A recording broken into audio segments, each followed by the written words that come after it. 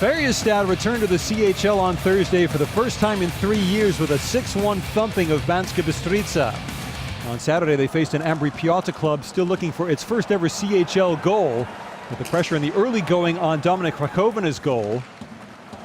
Behind the net, Michael Lindqvist with the pass, and then the shot ultimately testing Rakovina from Johan Runo. But it would be Nick Plastino to open the scoring open Ambri Piotta's account in the CHL off the face-off win right at the start of an Ambri Piotta power play. Marco Muller winning the draw, Marcus Svensson the beaten goalie. But Victor Ejdsell back at the other end, equalizing for Färjestad. Pretty pass from Michael Lindqvist. He now has 5 points in this year's CHL. Ejdsell's first goal of the campaign made it 1-1 after one. Second period, a more cagey affair. This is a nifty little move. Runo testing Rakovina, who flashed his leather all night, working that glove hand really well.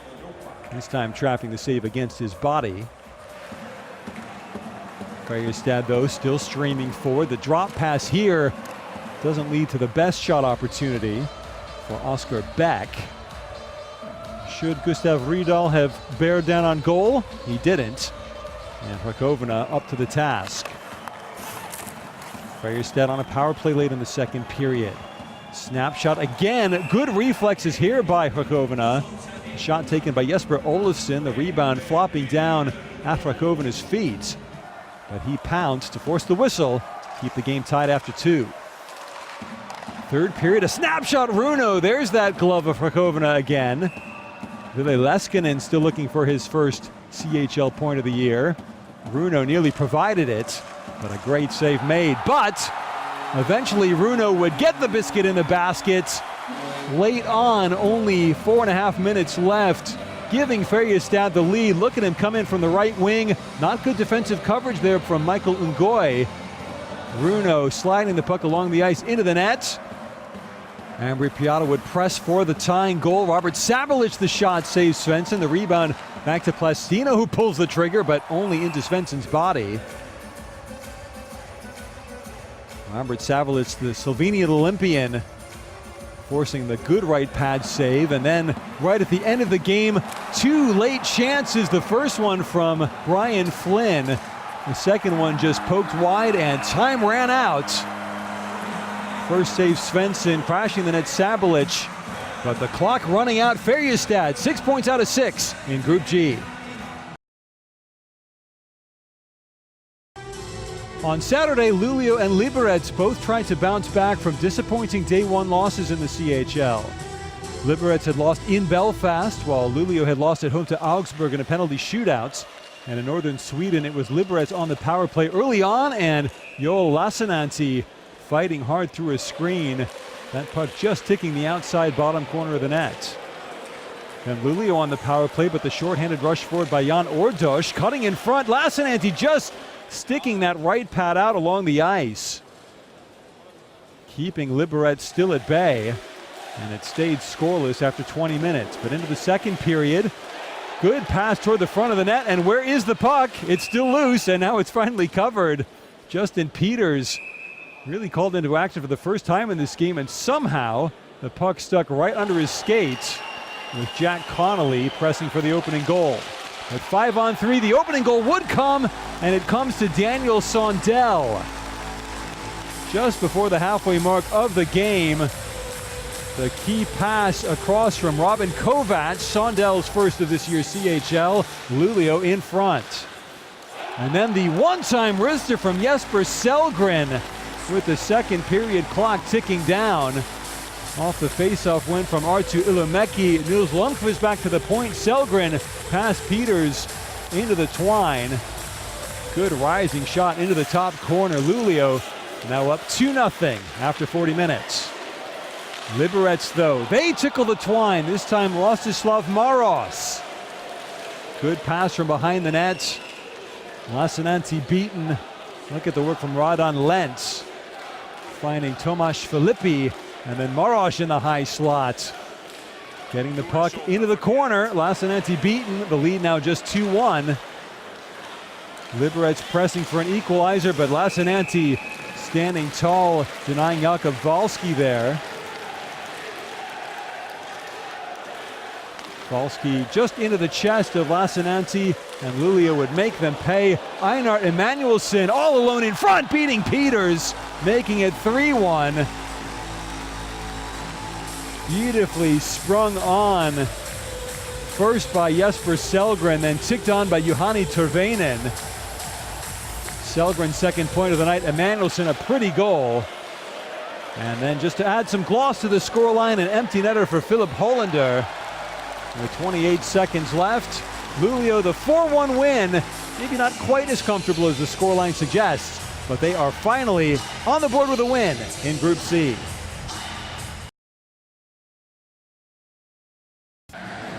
Red Bull Munich began Saturday as a hot favorite to start this year's CHL with 6 points out of 6. They hosted the Slovakian champions Banska Bystrica, who were thrashed 6-1 on Thursday at Färjestad. First period, quick turnaround shot from Maximilian Kastner, nearly catching Tyler Beskorowany unawares, but able to make the save. Then Blake Parlett's shot, nearly falling kindly for Kastner again.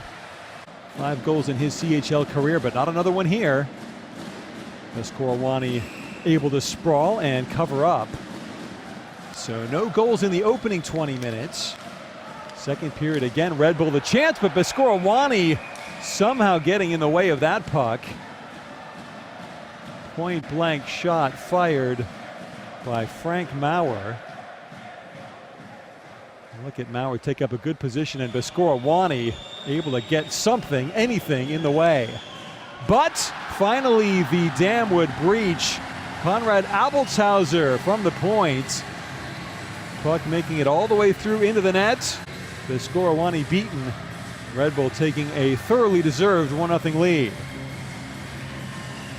Might have even come off the Banska defenseman. Watch it here. Yeah, ricocheting into the net off of Ryan Martinelli. So 1-0 Red Bull after 2 in fortuitous circumstances, but nothing lucky about Patrick Hager's first CHL goal of the year. Feed from behind the net. Yasin Ailitz perfectly done. Taking the through pass from Philip Gogola, and Hager's finish was sure. Red Bull's lead was doubled. Still, it was all Munich all the time. Keith Auley's centering pass, Beskorowany to save the rebound. Again, Kastner buzzing around the blue paint of Beskorowany. Hitting the goal post and the crossbar here. 1-2, down, not in. But right at the end of the game with Munich on the power play, a late gloss on the scoreline provided by Justin Schütz. Schütz, the 19-year-old youngster, getting his first CHL point. Nice moment for him. Assist to John Jason Paterka, also his first CHL point for the 17-year-old. 3-0 for Red Bull. Perfect start to Group G.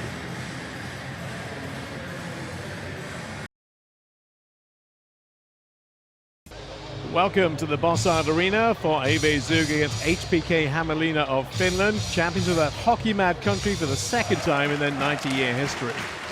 Well, chances were few and far between early on, but when they came quite regularly for the home side. Carl Klingberg with an early chance. Eric Terrell on standby for maybe a rebound that didn't quite come. Deadlock finally broken though on a 5-on-3. 11:02 into the game, and it is Gregory Hoffman. Remember that name, you'll see him again with the assist from the captain of AV Zug, Rafael Diaz. Diaz with the feed, little redirection to Gregory Hoffman. The equalizer swift after the restart. It came on 1:08. Again on a power play, scored by Jere Inala, assisted by Nikola, and also by Asenius. 1-1, and there's a chance it came back off the bar and away to safety. 5-on-3 once again for the home side, and they capitalized yet again 15 seconds before the end of the period. And you'll recognize him now, Gregory Hoffman, assisted by Lino Marschini. More goals in period 3, and another game tire, this time from Filip Krivosic. Well taken wraparound, assisted by Nicholas Lucenius. 2-2. 3-2 now. Home side get their nose in front. Once again, David McIntyre, nobody picks him up. Assist from Lino Marschini, and maybe all the points are coming home. Not a bit of it. There's still another twist in the tail. In fact, maybe some more. This is such an exceptional goal from Markus Nennonen. All his own work, though there is an assist from Latikainen. But look how brilliant. The swivel, the move, pulling three people out of position. Great shot. 3-3. So we're into overtime. There were chances. A good one again from McIntyre. Goalie does his work. The defense do theirs as well on the 3-on-3. So inevitably, we are heading to the shootout. First one converted from Markus Nennonen. Great goal in regulation and the penalty shot. Not a single penalty put away by the home side. This one missed by their top scorer, Jan Kovar. So all that had to happen was this one to be converted, and Filip Krivosic does just that. And the 2 points go to Hämeenlinna, and the home side are beaten 4-3.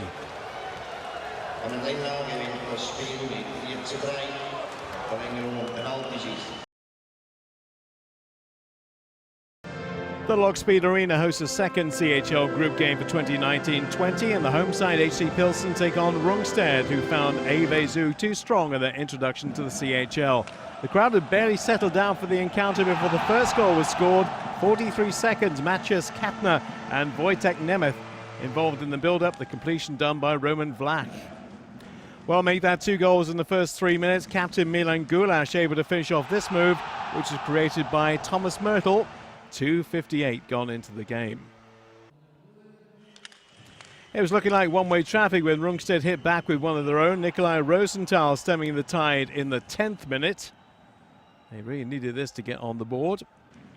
2-goal lead restored on 15:07. Thomas Myrtle the finisher this time. Nemec and Gulash getting the assists. 7 seconds before the break, it looked like we were in for a close one. TJ Moore for Rungsted brought the gap back to 1. Rasmus Anderson and William Boyson providing the assists. But that was as good as it got for the visitors, though. Stand by for 6 unanswered. Milan Gulash with his second. Make you look so easy. Now Thomas Myrtle doubling his tally. That made it 5-2. It was Nemec's turn to score the next one. And he duly delivered with this long-range blast. Tipped in.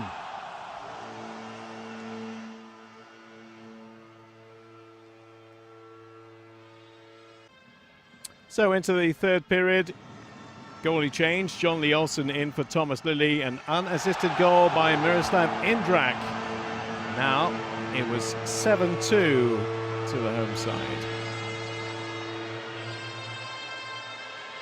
Add to the list of scorers now, Jakob Poor, as he racked up number 8 on 43-57. All one-way traffic at this stage. It had been for quite a long time in this game. And perhaps only fitting, the captain should get his hat-trick and 6th point with just under 14 minutes remaining. Lubash Rob providing the assist, and the crowd goes wild. Captain's knock.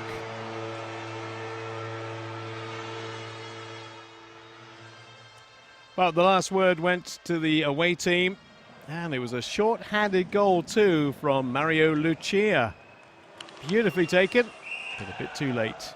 The damage had really been done by then. Probably worth seeing steal and the goal, which made the finishing score 9-3 to HC Pilsen.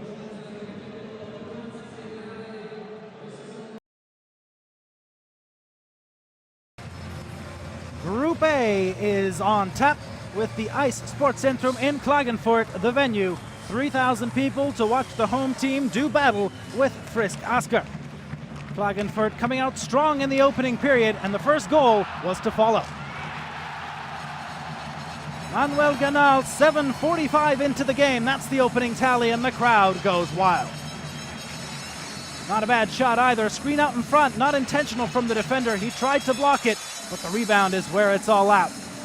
Juicy, juicy, juicy stuff as that glass pays dividends this time. Still in the first period on the man advantage, a two-man advantage at that, and look at these passes. There is nothing you can do as a Frisk Oscar defender in that point other than stand and watch, really. Look at this. 1, 2, bang, bang, goal. Terrific stuff, and it's a 2-0 lead on home ice as Matthew Neal gets his first of the game.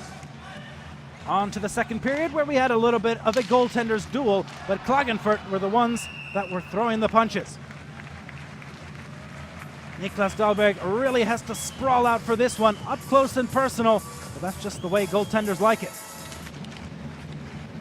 Still in the second period of play, and guess what? More Klagenfurt. Unfortunately for them, they don't get a goal this time around. Dahlberg once again up to the task, and he's got to be, but a little bit of fortune as well. The pipe is there, and it saves his backside this time around. Well, they kept knocking, but they were unable to open the door. But the other way, the chances were there as well, although not nearly as prevalent. In the end of all things, the stats told it all. 47 shots on goal for Klagenfurt, 21 for their opponents. And this one came just that close to a third goal. They would have to wait and wait, but look at that net minding. Dahlberg with the glove, pretty stuff, but you wish he didn't have to do so much work. On the man advantage once more, Klagenfurt practically lived there for portions of the game, and the third goal was found. 9 power plays in total. They capitalized on 22% of those. You do the rest of the math. I'm just a hockey commentator. As Klagenfurt go up 3-0 on home ice. That is a heck of a W to have on your hands as they put themselves in an even better position in Group A moving forward. Another look at the goal, and it's a beauty. Why? Because it's the top scorer once again, Matthew Neal, with his second in the dying moments as Klagenfurt are victorious in the Ice Sports Center. The Tissot Arena plays host to a Group A battle as Biel take on Tappara Tampere. Coming into this one, Tappara have not had the best start to their CHL campaign. Going with 1 defeat so far in the competition, they're looking to bounce back. As for Biel, they want to continue their winning streak, having won the opening game. What would that fare for these two teams? Well, how about a good old-fashioned defensive battle in the early stages? It would be netminder against netminder, the defense coming to the rescue at times as well, with both goalies coming up big throughout the game. Hiller got the nod for his side, and his opposing number, Christian Helianko, also had a solid game, as Biel and Tappara really duked it out in the first period. No chances lost between the two, and no shy amount of goaltending. Take a look at this save from Jonas Hiller. The former Anaheim Duck, that's where you probably know him from, if not from this save here, but he also spent some time with the Calgary Flames before joining up on the Swiss team. On to the second period, where the score was still knotted at 0, and it would remain that way. Why? Because of saves like these.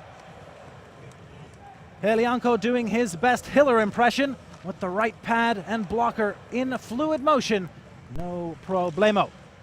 Still in the second, about midway through, and it looked like Tappara might have found the first goal, but no. Hiller once again, this time not quite as clean and stylish as the other one. It's the outside of the bar that does the work for it.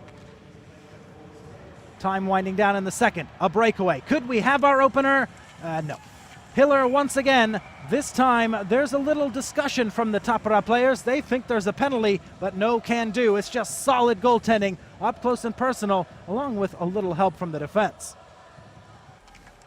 To the third period we go, and in a goalless hockey game, the third period is always that much more tense, and Hiller gets a little fortunate once again. Another look at this one. He gets an initial piece of it. You'll see it there, but then the post doing just a little more work for him.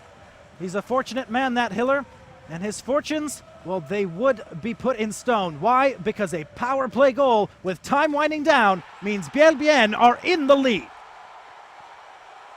Damien Ria, 58-52, the time of his tally, And what a time to get it as the crowd goes wild. 1-0 in the Tissot Arena. And sadly for Helianco and his squad, that is not the way you want to go down late in the game. A deflection out front, and what a beauty at that. The LBN find themselves just behind Klagenfurt in Group A. Group C is the focus, and the SSE Arena in Belfast. That's the capital of Northern Ireland, for those of you that don't know it. Either way, it's the Giants against the Panthers, as the Augsburg team and their supporters make their way to the venue, and they get rewarded with the early goal. Matthew Fraser may be the recipient of the goal on the stat sheet, but in my opinion at least, Stieler is the man of the hour. 21 out in front, who gets that backhander right past the goalie. The puck just doesn't cross the line quick enough, but Fraser's there to scoop it up and score. That would be our lone goal so far. However, chances abound, and the Belfast Giants were not going to sit around forever and wait. On the power play, they knotted up. Jordan Smotherman, 17-24. When they needed him most, he delivered most. Top shelf, not much that Keller can do about that. In fact, there's pretty much nothing he can do about that. On to the second period of play, where things got a little bit more chippy out in front of each side's netminder, and we had plenty of altercations to show for it. This time around, Owen getting the better of the shooter out in front. Schmaltz does what he can, once, twice, but he's denied. Later stages of the second, the Giants looking to go up, and they think they have it. They do. The lone pole on the Belfast side, Vronka makes it 2-1 as he stops up, surveys, and rips that one on the far side, and Keller doesn't really see it until it's too late. Belfast carried that lead over towards the third period, but it wouldn't last for all too long. Marco Sternheimer makes it a knotted-up affair once again. Belfast arguing for the whistle, but the puck was loose, and the puck was poked in. 2-2 in Belfast. About 13.5 to go, and a beautiful chance for Bobby Farnham. He would come up again later, but you're going to have to wait for it. Him and Reddix almost teaming up to get that go-ahead goal. And what a big one it would have been. But just off the pipes, the elbow as well. No can do. Things would have to wait. And with a minute left in the third period, here it is, the go-ahead goal. Oh, wait, no, never mind. Bobby Farnham thinks he's got it, but on further inspection, it was redirected with a high stick. There it is, you can see it clear as crystal. No goal, we're off to overtime. And it didn't take too long for us to find an absolutely glorious overtime winner. 1, 2, 3, 4, good night Belfast. Matthew Fraser gets the game winner 30 seconds into overtime as his team come back from 1 goal down to win it and get the extra point. They sit at the top of Group C.